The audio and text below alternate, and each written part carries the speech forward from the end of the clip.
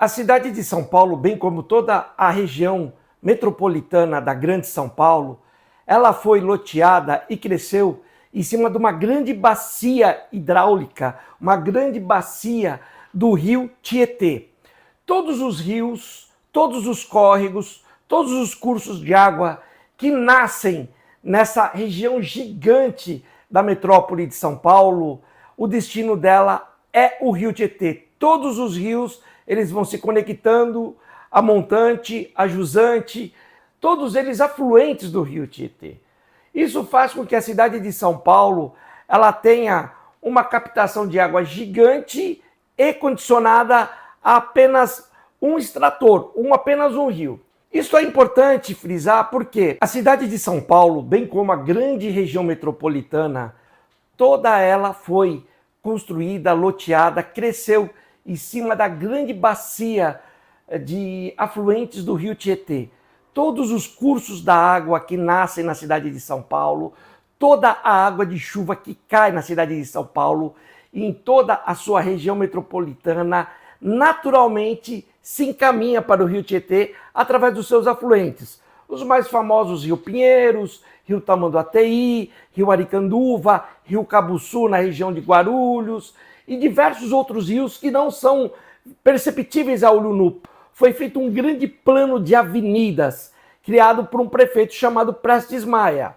Esse plano de avenidas, ele aterrou ou canalizou, tamponando todos os grandes rios que nasciam a montante, no alto dos morros, e seguiam para o rio Tietê, e fez grandes avenidas nesses rios.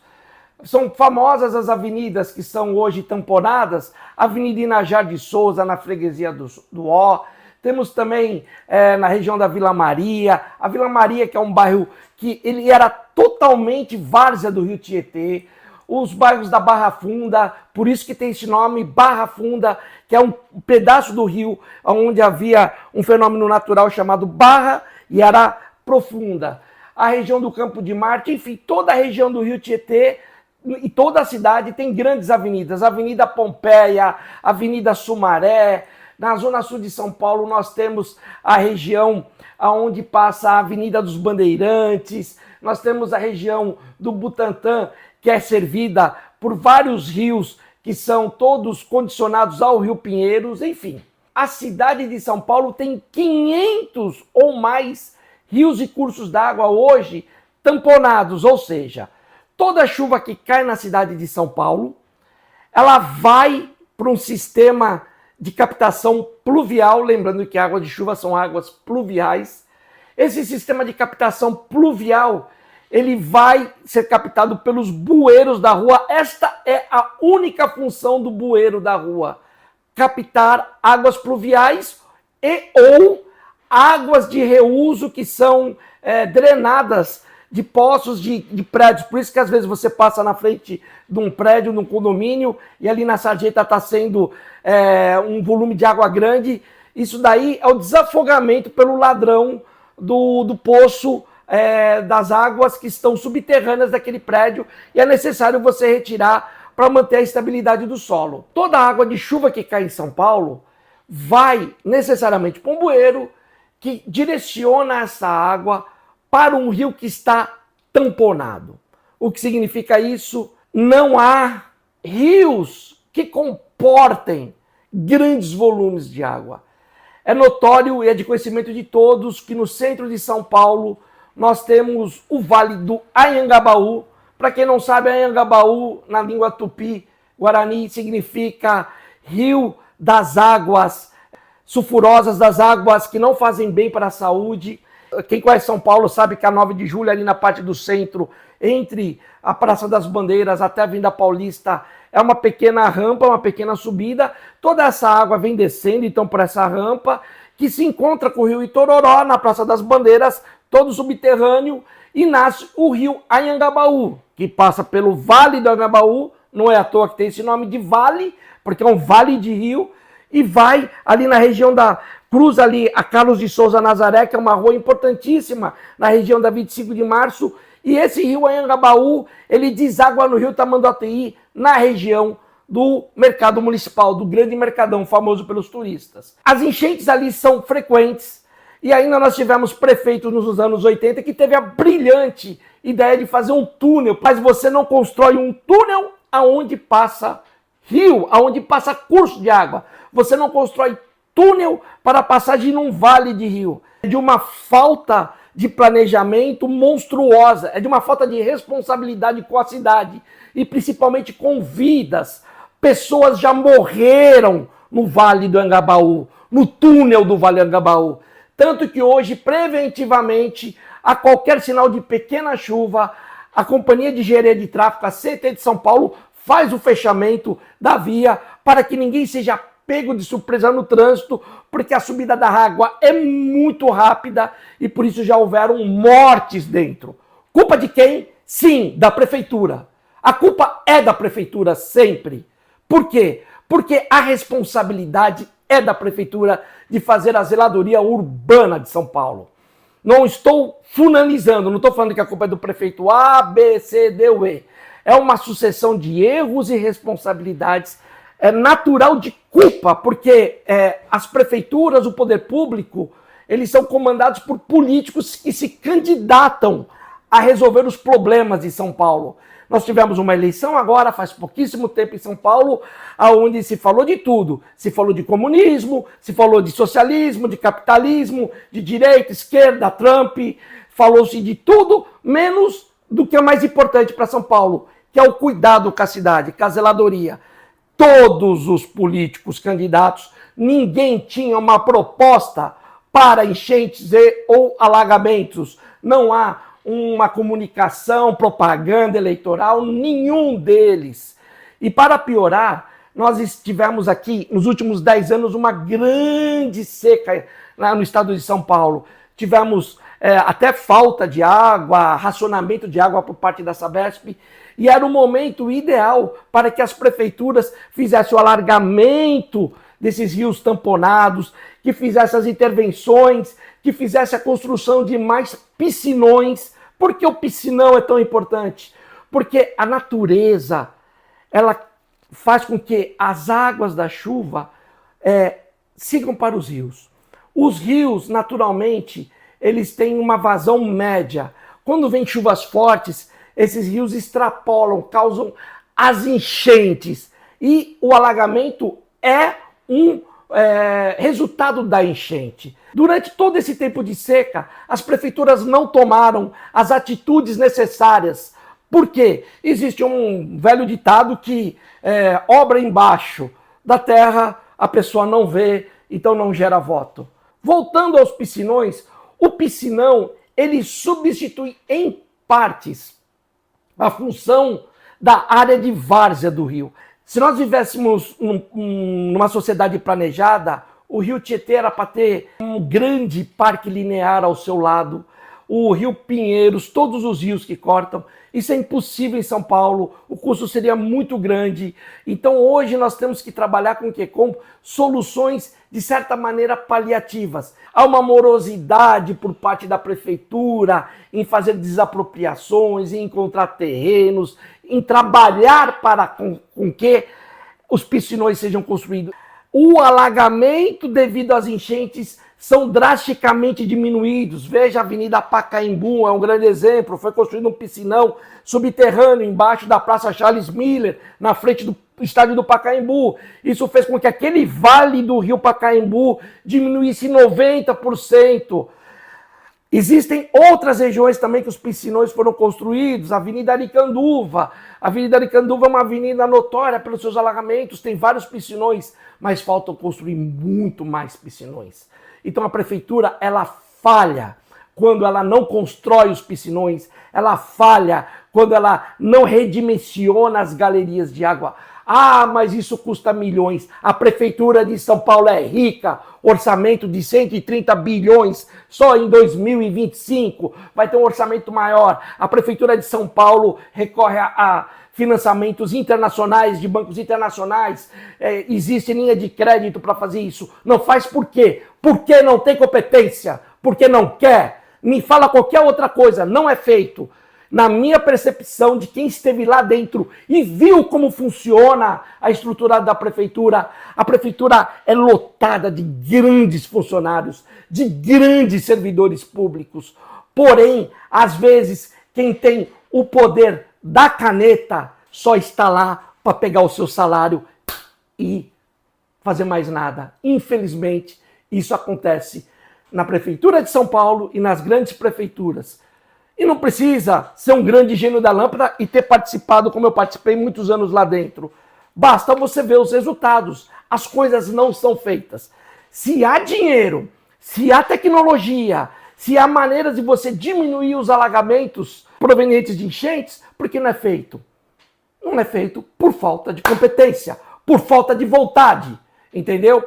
Então, fizemos esse preâmbulo apenas para você entender o seu direito quando a tua casa é alagada. Existe uma lei municipal em São Paulo, que em outros municípios também tem, aí eu aconselho cada um procurar o seu município, tal, que isenta de IPTU regiões que foram afetadas por alagamentos provenientes de enchente. Então o poder público, em um certo momento, falou assim, eu sou incompetente, e para minimizar o teu prejuízo, cidadão, você que paga 40% de carga tributária de tudo que você ganha e de tudo que você consome, eu vou te dar um alívio. Caso a sua casa seja atingida por um alagamento proveniente de enchente, eu vou te isentar de IPTU no próximo ano. Então é importantíssimo que, caso você queira entrar com esse processo de isenção de IPTU para 2026, é necessário que no próximo alagamento que tiver na sua rua, você faça uma ligação para a Defesa Civil. Lembrando que a Defesa Civil, ela tem 5 funções. E malemar, na cidade de São Paulo, ela cumpre a única função, que é a função de resposta, que é a função de ir acudir, de socorrer, tal. A Defesa Civil é a mesma coisa da Prefeitura. A Defesa Civil Municipal é um órgão da Prefeitura. Ela é cheia de grandes técnicos. A Defesa Civil do município de São Paulo, ela tem vários diretores que são grandes profissionais, mas tem muitos também que só estão lá por acondicionamento político, vocês me entendem? A Defesa Civil do município de São Paulo, ela é sucateada.